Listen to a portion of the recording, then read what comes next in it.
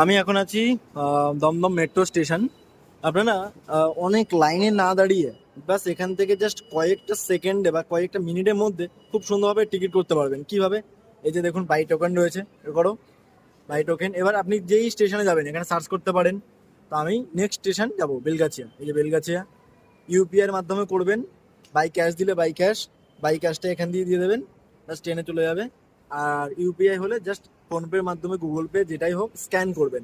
ঠিক আছে, just scan করলেই কয়েকটা সেকেন্ডের মধ্যে টিকিট চলে যাবে। আর যদি আপনারা টাকা দিতে চান তাহলে কিন্তু টাকাটা এখান দিয়ে পে করতে হবে, একেবারে আসল নোট। ঠিক আছে, আর এই যে কয়েনটা বেরিয়ে গেছে।